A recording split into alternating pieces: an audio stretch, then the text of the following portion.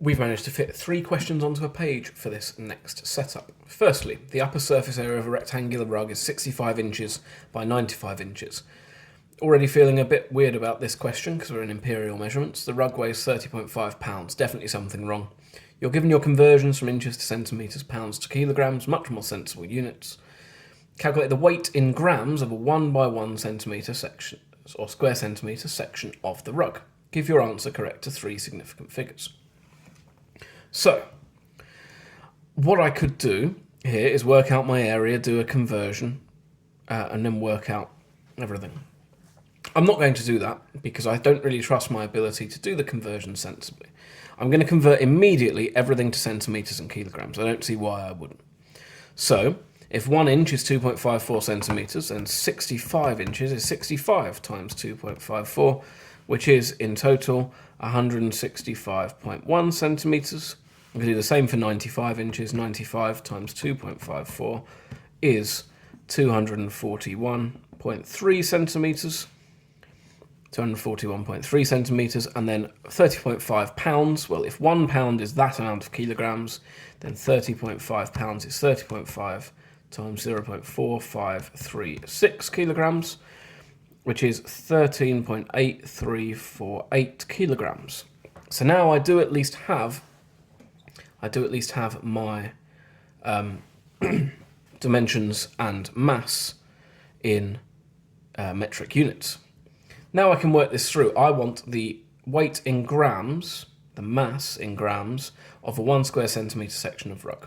So I'm going to work out the total area, I'm going to divide the total mass by that total area, and that will tell me the amount for 1 square centimetre. So I have 13.8348, and I'm going to be dividing that by 165.1 multiplied by 241.3. Divided by, and then 165.1 multiplied by 241.3. I've not done any rounding here, so this should go all right for me. And that gives me in kilograms 3.47 times 10 to the negative 4 kilograms. It wants the weight or the mass in grams. To convert from kilograms to grams, I multiply by 1,000. So that gives me 0.347 grams to 3SF. 0.347 grams. And I asked myself, does that seem sensible? Well, that's a very, very small section of rug.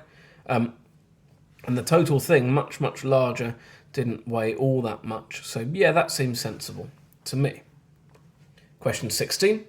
A circle has that equation, write down the length of the radius. We should hopefully know that the equation of a circle centred on the origin is x squared plus y squared is equal to r squared, and therefore r squared is 9, and so r is equal to 3. Write down, I didn't need to show any working, 3 units. It doesn't tell you what the units are measuring it in. I don't need to worry about plus or minus 3, because a radius, a length, that's a scalar quantity, can only be positive. 17. Toby is arranging books on a shelf. The shelf is 47 centimetres long to the nearest centimetre. Each book is 2.5 centimetres wide to the nearest millimetre. Show that he can definitely fit 18 books on the shelf. This is a bounds question in disguise. It's basically saying, work out the smallest amount of books he can fit in and show that it's at least 18. So, the smallest number of books occurs when I have the shortest shelf and the widest books. The shortest shelf and the widest books. So the shortest shelf, if it's 47 centimetres long to the nearest centimetre, could be 46.5 centimetres. And the widest books, if they're 2.5 centimetres wide to the nearest millimetre, nearest tenth of a centimetre, the widest books could be 2.55 centimetres. So I'll write fewest, or that's a bit confusing if I write smallest books. Fewest books. So the fewest number of books he can fit on his shelf is how many times the widest book, 2.55 centimetre, goes onto the smallest shelf, 46.5 centimetres. 46.5 over 2.55 gives me 18.24 and so on. Therefore, can always fit at least 18 books on. I don't need to work out the other bound, because I have worked out already the lower bound of how many books can be fit on my shelf, and I've explained that to the examiner, and I've just got a conclusion showing I know exactly what's happening and why. And that's the next 3 questions sorted.